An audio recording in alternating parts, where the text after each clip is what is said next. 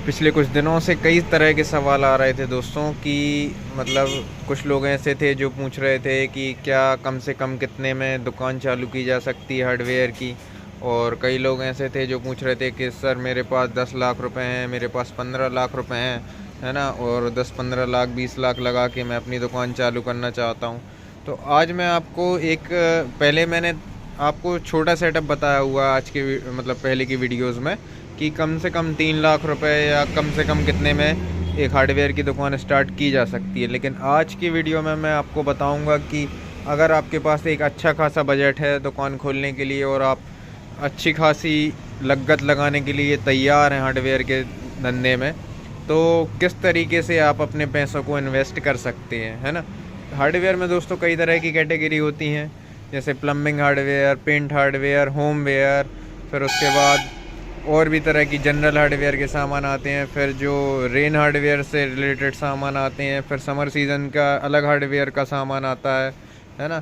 हर तरह का हार्डवेयर आता है। फिर एग्रीकल्चर हार्डवेयर अलग होता हर तरह का हार्डवेयर का बहुत सारी रेंज है। लोहे का सामान अलग आता है ना, लोहे का सामान रहता है उस दुकान में, मान लो।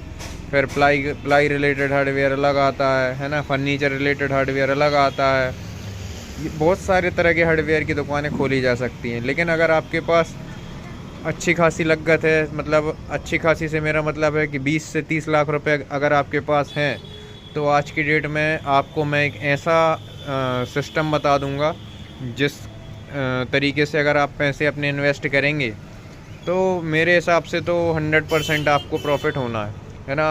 अगर ये सिस्टम आप किसी भी व्यापारी से, किसी भी हार्डवेयर व्यापारी को दिखाएंगे कि इस तरीके से मैं दुकान खोल रहा हूँ हार्डवेयर की, तो क्या मैं सक्सेस होऊंगा या नहीं होऊंगा, ये अगर आप पूछेंगे उनसे, तो 99% क्या 100% आदमी यही बोलेगा कि अगर आप तरीके से ईमानदारी से चलोगे, है ना, जो रूल्स और रेगुलेशन होते हैं दुकान के उनके हिसाब से चलोगे, तो इस सिस्टम से आप 100% प्रॉफिट ले पाओगे, है ना।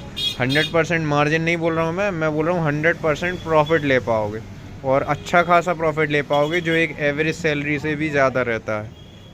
तो चलिए मैं आपको दिखा। पहली बात तो ये है दोस्तों कि ये देखना पड़ेगा कि आपकी खुद की दुकान है आपके पास कि नहीं है। अगर खुद की दुकान है आपकी तो बहुत अच्छी बात है, लेकिन अगर खुद की दुकान नहीं है तो आपको रेंट से दुकान लेनी पड़ेगी, है ना। और रेंट से अगर आप दुकान ले रहे हैं, आपके पास अच्छी खासी कैपिटल है, तो आपको बड़ा एरिया लेना पड़ेगा। छोटे एरिया से काम नहीं चलने वाला फिर, है ना, क्योंकि अपनी कैपिटल बड़ी है, इन्वेस्टमेंट बड़ी है, तो अपन अच्छे लेवल से काम करेंगे। उसके लिए दोस्तों आपको लगभग 15x40 या 20x40 का एक हॉल लेना पड़ेगा, या मान के चलो 12x40 भी मिल जाए तो भी ठीक है, लेकिन उससे कम नहीं, है ना।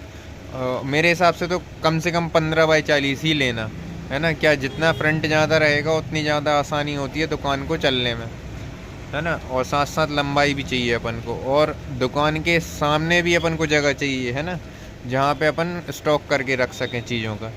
लगभग 12 से 15 फीट की जगह सामने या आजू बाजू होनी चाहिए, है ना, या तो सामने हो या आजू बाजू हो, क्योंकि अपन रेत का काम भी करने वाले हैं, तो रेत का स्टॉक रखने के लिए आपको जगह चाहिए पड़ेगी। आपका ट्रैक्टर वगैरह आसानी से खड़ा हो जाए, है ना, इसके लिए आपको जगह चाहिए पड़ेगी।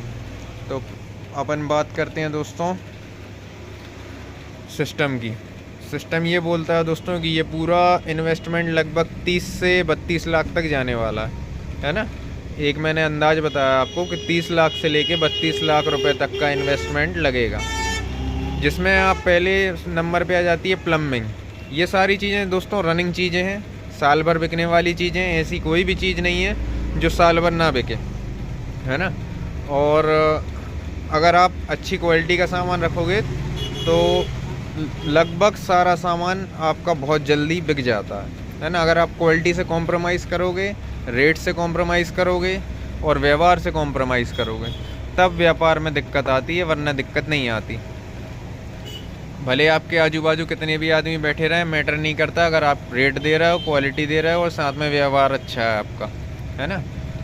30 लाख रुपीज़ का इन्वेस्टमेंट है। पहले नंबर आपको प्लम्बिंग रखना है। प्लम्बिंग का सारा सामान UPVC प्लम्बिंग, CPVC प्लम्बिंग और PVC प्लम्बिंग, तीनों तरह की प्लम्बिंग का सामान आपको रखना है। UPVC होती है ठंडे पानी की लाइन, CPVC होती है गर्म पानी की लाइन और PVC होती है सेप्टिक लाइन, है ना। तो ये तीनों के पाइप फिटिंग्स सब कुछ आपको रखनी है। प्लम्बिंग का जितना भी सामान आता है आपको अंदाजन 5 से 7 लाख रुपए में, 5 से 6 लाख रुपए में आपका सारा सामान आराम से आ जाएगा, है ना। तीनों का सामान, है ना, तीनों क्वालिटी आ जाएंगी आपके पास। इनमें साइजेज आती हैं। यूपीवीसी में आपको रखना है आधा इंची, पौन इंची, 1 इंची, और सीपीवीसी में रखना है आपको पौन इंची, 1 इंची और 1.25 इंची, है ना। और इसमें बाद में आप 1.25 इंची पे भी जा सकते हो। शुरुआत में आप 1 इंची तक रखो, बाद में 1.25 इंची पे भी जा सकते हो यूपीवीसी में। और पीवीसी में रखना अपन को 2 इंची, 2.5 इंची, 3 इंची, 4 इंची, है ना, 4 kg में। फिर उसके बाद दोस्तों आपका 5 से 6 लाख रुपए लग गया प्लम्बिंग में। अब बात करते हैं पेंट की। तो पेंट में आपको दोस्तों कोई भी एक अच्छी सी एजेंसी लेनी पड़ेगी, जैसे कि मैंने ले रखी है इंडिगो की, है ना। मैं इंडिगो का डीलर हूँ, तो आपको भी ऐसे किसी भी एक पेंट कंपनी का डीलर बनना पड़ेगा। उस डीलर जैसे मान लो एशियन हो गया, इंडिगो हो गया, बर्जर हो गया, नेरोलैक हो गया, MRF हो गया। आपको जो भी आपके आजू बाजू डीलर ना बैठा हो जिस किसी कंपनी का, वो कंपनी का आप एजेंसी ले सकते हो, है ना। और एजेंसी बहुत सोच समझ के लेना। मैं आपको किसी वीडियो में बता भी दूंगा कि कौन सी एजेंसी लेना सस्ता पड़ता है, कौन सी एजेंसी लेना महंगा पड़ता है, किस एजेंसी के प्रोडक्ट महंगे आते हैं, किस एजेंसी के प्रोडक्ट सस्ते आते हैं, है ना। क्या होता है, सस्ता खरीदोगे तो सस्ता बेच पाओगे, और साथ में क्वालिटी और नाम भी होना चाहिए उस कंपनी का। सिर्फ सस्ते से कुछ नहीं होता, है ना। सबसे बड़ी बात है ब्रांडेड होना चाहिए। दूसरी बात, ब्रांडेड में सस्ता होना चाहिए, है ना। तो इन बातों का ध्यान रखना। अब पेंट में कई चीज़ें आती हैं, जैसे कि ऑयल पेंट आता है, डिस्टेम्पर आता है, एमल्सन आता है, फिर मशीन आती है जिससे पेंट बनता है, फिर उस पेंट को मिलाने का मिक्सर आता है, मिक्सर मशीन कहते हैं। तो ऑयल पेंट आपका लगभग आएगा 1 लाख रुपए का, है ना। पहले बात करें एजेंसी की, तो एजेंसी में सिर्फ किसी चीज़ का पैसा नहीं लगता है, सिर्फ मशीनों का पैसा लगता है ना। मशीनों का पैसा लगता है बस 40 से 50 हज़ार रुपये, 30-40 हज़ार, 50 हज़ार, अलग अलग चलता है हर एरिया में, और आदमी के हिसाब से रहता है ना। जैसे मेरी मान के चलो अभी गुडविल अच्छी है कंपनियों में, और काफ़ी टाइम से मेरे नेटवर्क हैं कंपनी के अधिकारियों से, मेरे को आराम से अभी 30 हज़ार रुपये के अंदर दोनों मशीन मिल जाएंगी। लेकिन अगर कोई नया आदमी है, उसके व्यवहार अच्छे नहीं है, उसको नॉलेज नहीं है, तो वो हो सकता है 40 हज़ार 50 हज़ार भी लग जाए। लेकिन उससे निश्चिंत रहिए आप लोग, आपको कंपनी फ्रॉड नहीं करेगी, है ना। उसके बदले में आपको कोई सुविधाएं भी देगी। फिर उसके बाद ऑयल पेंट आएगा आपका 1 लाख रुपए का। ऑयल पेंट होता है दोस्तों एनेमल, ये बानस इसे कहते हैं ऑयल पेंट, है ना। ये लगभग 1 लाख रुपए में आपका हर तरह का ऑयल पेंट आ जाएगा। फिर उसके बाद डिस्टेम्पर लेना पड़ेगा आपको, 1 लीटर, 2 लीटर, 5 लीटर, है ना, 10 लीटर, 20 लीटर। ये डिस्टेम्पर की बाल्टियाँ आती हैं, जैसे ये रखी है ना, एक्रेलिक डिस्टेम्पर, समझ रहा है। फिर उसके बाद ये डिस्टेम्पर लगभग 50 हज़ार का आपको रखना पड़ेगा कम से कम, है ना। ज़्यादा से ज़्यादा तो 1 लाख 1.5 लाख का भी आदमी रखते हैं, 2 लाख का भी रखते हैं, है ना। लेकिन आप 50 हज़ार से लेके शुरुआत कर सकते हो। एमल्सन आएगा सबसे महंगा, ये रहा एमल्सन, ये रखा हुआ है ना। एमल्सन दोस्तों 2 तरह का आता है, एक आता है इंटीरियर एमल्सन, एक आता है एक्सटीरियर एमल्सन। आपको दोनों तरह के एमल्सन रखने पड़ेंगे, और एमल्सन बहुत महंगे आते हैं। ये जो बाल्टी रखी हुई है ना अभी ऊपर काली कलर की जो मैंने दिखाई है, वो 1400 रुपये 1300 रुपये MRP वाली बाल्टी है ना। वो लगभग मैं 1300 साढ़े 1300 रुपये में बेच देता हूँ। तो कहने का मतलब एमल्सन बहुत महंगा आता है। 5 लीटर की 4 लीटर की बाल्टी है ये, इसमें 1 litre, 2 litre, 4 litre, 10 litre, 20 litre आता है। तो एमल्सन का हर तरह का आप लोग एमल्सन शुरुआत लायक रखोगे ना, तो लगभग 5 लाख रुपए में सारा एमल्सन आ जाएगा। फिर उसके बाद दोस्तों 30-40 हज़ार की मशीन आ जाएगी अपनी। तो मोटा मोटी एक अपन अंदाज़ा लगाएं तो 7 लाख रुपए में आपका पेंट का सारा सिस्टम बन जाएगा, है ना। उसके बाद दोस्तों जनरल हार्डवेयर भी आपको रखना पड़ेगा दुकान में, क्योंकि ऐसे दिन भी आते हैं जिस दिन ये सारे सामान ना बिकें, आपका जनरल हार्डवेयर का सामान बिक जाता है अच्छा खासा, है ना। तो जनरल हार्डवेयर का सामान भी आपको रखना पड़ेगा, क्योंकि वो जनरल हार्डवेयर का सामान चाहिए ही होता है आदमियों को, जो आपको आदमियों के साथ, आपके ग्राहकों के साथ कनेक्ट करके रखेगा, है ना। साल भर कनेक्ट करके रखेगा। आप उनको जनरल हार्डवेयर का सामान अच्छे रेट पे दो, आदमी आपसे ये सारी चीज़ें ले जाएंगे, है ना। आप इन सारी चीज़ों में कमाओ, जनरल हार्डवेयर में कम कमाओ, उतना कमाओ जितने में आपका कॉस्ट निकल आए और थोड़ा बहुत प्रॉफिट भी बच जाए। फिर उसके बाद दोस्तों जनरल हार्डवेयर में बहुत सारी चीज़ें आती हैं, मैंने पूरी कंप्लीट वीडियो बना के डाल रखी है यूट्यूब पे, आप लोग देख सकते हो कि कौन कौन सी चीज़ें जनरल हार्डवेयर में आती हैं। जो चीज़ें मैं दुकान में रखता हूँ वही जनरल हार्डवेयर होता है ना। उसके बाद दोस्तों सीमेंट हो गया। सीमेंट का काम कई तरह से किया जा सकता है, मैं आपको एक वीडियो अलग से बना दूंगा कि किस किस तरह से सीमेंट का काम किया जा सकता है।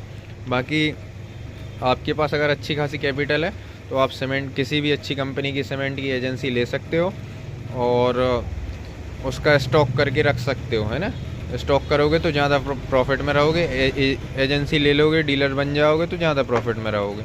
और सीमेंट का काम हमेशा डीलर बन के ही किया जाना चाहिए, तभी आदमी प्रॉफिट में रहता है। तो दोस्तों लगभग एक गाड़ी सीमेंट अगर आप मंगाओगे तो 3, साढ़े 3, 4 लाख की आएगी, 3.5 लाख की एवरेज आती है ना बड़ी गाड़ी, 625 बोरी की गाड़ी। तो किसी भी अच्छी सीमेंट कंपनी की एजेंसी आप लोग ले सकते हो। हमारे यहाँ मध्य प्रदेश में अभी एजेंसियाँ अच्छी चल रही हैं, एसीसी सीमेंट है ना, माइसेम, ड्यूरागार्ड, ये ज़्यादा अच्छी चल रही हैं। तो हर एरिया की अलग अलग सीमेंट कंपनी फेमस होती हैं। तो आपके एरिया में जो भी फेमस है, जो सबसे ज़्यादा बिक रही है, पहले आपको सर्वे करना पड़ेगा मार्केट का, उसके बाद आप कोई भी एजेंसी लीजिए। अपने मन से एजेंसी मत ले लेना, नाम सुन के बस एजेंसी मत ले लेना, एडवर्टाइजमेंट देख के बस मत ले लेना, है ना। आप लोग मार्केट में सर्वे करना कौन सी सीमेंट अच्छी है, सस्ती है, और कंपनी जो सीमेंट कंपनी है वो क्या क्या बेनिफिट डीलर को दे रही हैं, ये सारी बातें जान के उसके बाद ही एजेंसी लेना। क्योंकि सिर्फ रेट और क्वालिटी देख के बस नहीं लिया जाता है, ये भी देखा जाता है कि कौन सी कंपनी डीलरों के बारे में सोचती है। जब आप डीलर बन जाओगे सीमेंट कंपनी के, तो आपके बारे में कंपनी क्या सोच रही है, कौन सी स्कीमों के प्रॉफिट दे रही है आपको, है ना, कितने तरह के फ़ायदे दे रही है, वो आपको देखना पड़ेगा। वो सीमेंट एजेंट जो रहते हैं ना, कंपनी के सेल्स ऑफिसर, उनसे मिल के आपको ये बातें पता चलेंगी, है ना। वो आप गूगल सर्च भी कर सकते हो, है ना, और कंपनी के इन्फॉर्मेशन में मतलब कॉन्टेक्ट में जाके उनसे बोल सकते हो कि मेरे को दुकान खोलनी है और मेरे को क्या क्या स्कीमें मिलेंगी ये जानने के लिए सेल्स ऑफिसर का नंबर चाहिए। उनका नंबर आप ले सकते हो कॉन्टेक्ट से जाके, और उनको डायरेक्ट कॉल कर सकते हो आप, है ना, वो आपके पास खुद आ जाएंगे। फिर दोस्तों सीमेंट अगर आप रख रहे हो तो सीमेंट के साथ बहुत ही प्रॉफिट वाला काम और बहुत ही ज़्यादा चलने वाला काम है रेत का काम, है ना। अगर आपके आसपास कोई ऐसी नदी नहीं निकली है जहाँ पे रेत का उत्पादन ज़्यादा नहीं है, अगर आप ऐसे एरिया से बिलोंग करते हो तो आप रेत का काम भी कर सकते हो, जो आपको सीमेंट बेचने में मदद करेगा। क्योंकि दोस्तों सिर्फ सीमेंट रख लेने से सीमेंट नहीं बिकती, सीमेंट के साथ एक सब्स्टिट्यूट रखना पड़ता है आपको। सीमेंट होती है सेकेंडरी चीज़, है ना, लेकिन प्राइमरी चीज़ आपको एक रखनी पड़ेगी जिसके साथ ये सेकेंडरी चीज़ बिके, है ना। तो वो प्राइमरी चीज़ या तो रेत है या फिर लोहे के सरिया वगैरह होते हैं, है ना। सरिया हर कोई नहीं रख पाएगा और काफ़ी महंगा होता है सरिया का काम, लेकिन रेत का काम बहुत अच्छा है। सरिया में ज़्यादा पैसे भी नहीं बचते हैं, लेकिन रेत में काफ़ी अच्छा प्रॉफिट होता है और काफ़ी अच्छा काम है ना। आदमी जब रेत लेने जाता है ना, तो आपको मैं बता देता हूँ, शायद आप लोगों ने भी रेत ली हो। आदमी 3 टन रेत के पैसे दे के आता है, एक प्लेन ट्राली जो रेत से भरती है ना। तो कोई भी दुकान में जाएगा ना रेत ख़रीदने के लिए कि एक ट्राली रेत चाहिए, तो जो ट्राली की साइज़ रहती है वो रहती है 2.5 टन या 2.25 टन, लेकिन वो 3 टन के पैसे लेता है आपको 3 टन बता के रेत का। अब उसे आप तुलवाओगे तो हो नहीं, है ना, उसे भी पता है आपको भी पता है, तो वो 3 टन के पैसे ले लेता है। लगभग आधा टन का पैसा वो खा जाता है। कौन खा जाता है? दुकानदार, है ना। तो ये सब प्रॉफिट होते हैं, तरीके होते हैं प्रॉफिट कमाने के। रेत का काम आप लोग कर सकते हो, बहुत अच्छा है, लेकिन रेत के साथ साथ रेत का जो स्टॉक होगा ना, वो आपको करना पड़ेगा। लगभग 1 लाख रुपए लगेंगे उसमें, है ना, रेत के काम में। और सीमेंट के काम का मैंने शायद नहीं बताया आपको, सीमेंट के काम में अंदाजन 5 से 7-8 लाख रुपए लग जाएंगे, लेकिन कम से कम 5 लाख में काम बहुत अच्छे से शुरू हो जाएगा। कम से कम तो 3 लाख लगते हैं, लेकिन मैंने 5 लाख लेके चला, है ना। 5 लाख में आपका अच्छे से इन्वेस्टमेंट हो जाएगा बिना किसी परेशानी के। उसके बाद दोस्तों रेत के काम में स्टॉक करना, रेत का जो स्टॉक होगा वो लगभग 1 लाख रुपए लगेगा आपके लिए, तब रेत का स्टॉक हो पाएगा। उसके बाद दोस्तों ट्रैक्टर ट्राली का खर्चा लगेगा। तो ट्रैक्टर ट्राली आएगी आपकी, या तो आपके पास हो ट्रैक्टर ट्राली पहले से, है ना। ट्राली चाहिए अपन को डंप वाली, है ना, बिना डंप वाली ट्राली नहीं चाहिए इधर पे। जो डंप करके करने की क्षमता रखती है वो ट्राली चाहिए, है ना। तो अगर आपके पास ट्रैक्टर ट्राली है तो बहुत अच्छी बात है, आपके पैसे बच जाएंगे। लेकिन अगर आपके पास ट्रैक्टर ट्राली नहीं है तो या तो आप रेंट से ले सकते हो या आप ख़रीद सकते हो। लेकिन रेंट से इसलिए मत लेना क्योंकि रेंट का कोई भरोसा नहीं रहता है ना। आपको मान लो आपका ऑर्डर आया है और उसी टाइम पे आपको अवेलेबल नहीं है ट्रैक्टर ट्राली, तो आपको प्रॉब्लम जा सकती है। तो आप लोग सेकंड हैंड ट्रैक्टर ट्रॉली ख़रीद सकते हैं, या अगर आपकी गुंजाइश है आप ख़रीद सकते हैं तो आप नया भी ख़रीद सकते हैं, फाइनेंस करवा सकते हैं। वो डिपेंड करता है आपके ऊपर कि आपको क्या करना है। लेकिन एक ट्रैक्टर ट्रॉली लगेगा, और अगर आप सेकंड हैंड लेते हैं तो आपको लगभग 1 लाख रुपए की ट्राली आएगी, है ना, डंप वाली। और 2 लाख रुपए का, 2 से 2.5-3 लाख रुपए तक में आपका ट्रैक्टर आ जाएगा, है ना। आपके आजू बाजू जो भी गांव हो वहाँ आप पता कर लेंगे तो आपको अच्छा ट्रैक्टर मिल जाएगा। शहर से ट्रैक्टर ना ख़रीदें, है ना, या तो नीलामी के ख़रीदें, जो नीलाम होते हैं नगर पालिका में लगे रहते हैं या फिर कहीं भी सरकारी काम में लगे रहते हैं, या फिर आप लोग गांव से ख़रीदें। ग्रामीण क्षेत्र में आपको अच्छा ट्रैक्टर मिल जाएगा। गांव के लोग ईमानदार होते हैं, हर चीज़ खुल के बताते हैं कि उनके ट्रैक्टर में कोई दिक्कत होगी तो वो भी खुल के बता देंगे वो कि ये दिक्कत है। शहर के लोग बेवकूफ़ बना देते हैं। उसके बाद दोस्तों ये सारा काम जो मैंने आपको बताया है ना, इसमें आपको हर एक चीज़ की जानकारी स्वयं, है ना, देखनी पड़ेगी, निकालनी पड़ेगी। हर एक चीज़ की जानकारी आपको लेनी पड़ेगी, है ना। सिर्फ कहने बस से काम नहीं हो जाता है, आपको हर एक चीज़ अच्छे से एनालाइज़ करना पड़ेगा। प्लम्बिंग का सामान आपको पहले अपने यहाँ पता करना पड़ेगा कि आपके यहाँ यूपीवीसी फिटिंग ज़्यादा चलती है कि सीपीवीसी फिटिंग ज़्यादा चलती है, ठंडे पानी की लाइन ज़्यादा चलती है कि गर्म पानी की लाइन ज़्यादा चलती है, या फिर आप दोनों भी रख सकते हो, दोनों ही बिकती है। और लेकिन जो ज़्यादा आपकी बिके ना उसका स्टॉक ज़्यादा करना, है ना। पहले दोनों का एक एक पैकेट रख लेना हर एक प्रोडक्ट का, जो उसकी एल्बो आती है, टी आती है, ब्रास एल्बो आती है, ब्रास टी आती है, सॉकेट आता है, एमटीए आता है, एफटीए आता है, ब्रास एमटीए आता है, ब्रास एफटीए आता है। फिर उसके बाद और भी चीज़ें आती हैं, जैसे 45 डिग्री एल्बो आती है, स्टॉप प्लग आते हैं, है ना, टेपलॉन टेप आता है, सॉल्वेंट आता है, कई तरह की चीज़ें आती हैं, क्लैम्प्स आते हैं। तो ये सारी चीज़ें अभी शुरुआत में एक एक पैकेट मंगा लेना, और पाइप का भी एक एक बंडल ही मंगाना, ज़्यादा नहीं मंगाना। फिर आप 6 महीने एनालाइज़ करना, है ना। शुरू के हिसाब से मत मंगा लेना, नहीं तो अब पता चला 2 महीने में जितना जो बिक रहा है उस हिसाब से आपने स्टॉक करके धर लिया। वो नहीं करना। 6-7 महीने या साल भर आपको एनालाइज़ करने में लग जाएगा कि आपकी दुकान से ज़्यादातर कौन सी फिटिंग बिक रही है। उसके बाद आप स्टॉक करना चालू करना। और पीवीसी तो एक ही आती है, कोई भी अच्छी कंपनी की आप लोग ला सकते हो। मेरे हिसाब से तो मिक्स में रखना पीवीसी का सामान, ब्रांडेड भी रखना है लेकिन लोकल भी रखना, है ना। कई लोग आते हैं जो लोकल मांगते हैं, कई लोग आते हैं जो ब्रांडेड मांगते हैं। पीवीसी का सामान मिक्स में रख लेना आप। फिर उसके बाद दोस्तों पेंट की कोई भी एजेंसी लें अगर आप, तो पेंट में बहुत सोच समझ के अच्छी एजेंसी लेना, है ना। और मेरा तो एक्सपीरियंस रहा है, मैं पहले कई तरह के पेंट का डीलर रह चुका हूँ। मेरे पास एशियन का भी पेंट रख चुका हूँ। देखो ये रखा एशियन का पेंट, है ना। मैं आपको पास से दिखा दे रहा हूँ। ये एशियन पेंट है, एशियन का भी मैं डीलर रह चुका हूँ। अभी फ़िलहाल मैं इंडिगो का बना हूँ, इससे पहले मैं बर्जर का भी रह चुका हूँ, है ना। बर्जर का ख़त्म हो गया मेरे पास, और बस मैं 3 पेंट कंपनियों का डीलर रह चुका हूँ। उसके बाद मैंने एक बार लोकल पेंट भी ख़रीदा था, ग्लो कंपनी का ये वाला, है ना। ये भी मेरा काफ़ी रखा हुआ है। तो लोकल पेंट नहीं रखना, आपको अच्छी क्वालिटी का पेंट रखना है ना। ओपस बिरला का भी मैंने माल ख़रीदा हुआ है। ओपस बिरला का सामान भी मैं इस्तेमाल करके देख चुका हूँ, है ना। मेरे को सबसे अच्छा अभी इंडिगो लगा है, तो अभी मैं इंडिगो की तरफ हूँ। बाकी आप अपने हिसाब से मार्केट में रिसर्च करें, पता करें कौन सा कलर कंपनी अच्छी है, उसका कलर रखें। और कलर में आप ज़्यादा स्टॉक ना करें, मेरी यही सलाह है। कलर में आप 5-6 लाख से ज़्यादा ना लगाएं। सीजन पे बस ध्यान दें, सीजन के बाद फिर थोड़ा थोड़ा रखें, है ना।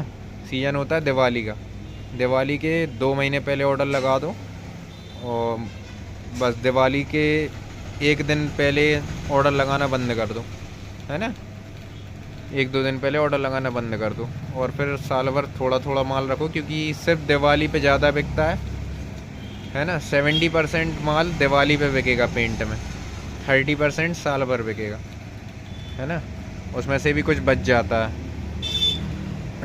उसके बाद दोस्तों जनरल हार्डवेयर का सामान आप लो तो उसमें कोई भी सामान आप लो तो ये देख के लेना कि आपको एक रखना है थोड़ा नॉर्मल क्वालिटी का और एक रखना है थोड़ा हैवी क्वालिटी का, है ना, मतलब ब्रांडेड चीज़। हैवी क्वालिटी मतलब ब्रांडेड चीज़, क्योंकि दोनों तरह के ग्राहक आते हैं।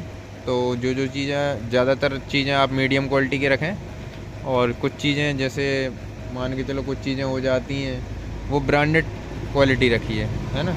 कुछ चीज़ें आती हैं ऐसी जो ब्रांडेड क्वालिटी के होना बहुत ज़रूरी है, जैसे कि मान के चलो कटर ब्लेड्स हो गई, है ना, ये टाटा की ज़्यादा चलती हैं, और साथ ही साथ एक बॉस की आती हैं, बॉस की ज़्यादा चलती हैं, है ना। कुछ चीज़ों में बस ब्रांड का ध्यान रखें आप, है ना, जनरल हार्डवेयर में। बाकी आप नॉर्मल भी रख सकते हो, नॉर्मल भी काफ़ी चलती हैं। उसके बाद दोस्तों सीमेंट में बहुत सोच समझ के इन्वेस्ट करना, और सीमेंट का काम एक तरह से टोटल रिस्क वाला काम रहता है ना। तो उसके लिए जो गोडाउन आप यूज़ करें वो प्रॉपर चेक करके यूज़ करें कि किसी भी तरह का सीड़न वगैरह ना हो गोडाउन में, किसी भी तरह की शीत नमी, है ना, पानी का कोई सोर्स ना हो उधर पे। ऐसी जगह पे रखना आप सीमेंट, क्योंकि सीमेंट में थोड़ा भी पानी लगा और आपका पैसा डूब जाएगा, है ना, पूरी जम जाती है। और अगर मान के चलो गलती से हो भी जाता है ऐसा, पानी लग भी जाता है, तो किसी भी बड़े कॉन्ट्रैक्टर, ठेकेदार या जो दुकानदार हो उससे आप लोग सहायता ले सकते हो, वो आपका माल निकलवा देगा, है ना। रोड के काम लगते हैं या और कोई काम लगता है जहाँ कंक्रीट का इस्तेमाल होता है, वहाँ पे निकाल देगा। अच्छा, इसके साथ रेत के साथ साथ आप कंक्रीट का काम भी कर सकते हो। वो ऐसे कर सकते हो दोस्तों, उसका ज़्यादा स्टॉक करने की ज़रूरत नहीं है। एक ट्राली गिट्टी आप ला के रख सकते हो अपनी दुकान के पास, या आधी ट्राली रख सकते हो, है ना। बाकी आप किसी भी आपके पास शहर में जो कंक्रीट के वो होंगे बड़े कारखाने, है ना, वहाँ पे आप लोग जाके टाई अप कर सकते हो कि मैं आपसे होलसेल रेट पर कंक्रीट ले जाऊँगा और सामने में कितने में भी बेचूँगा।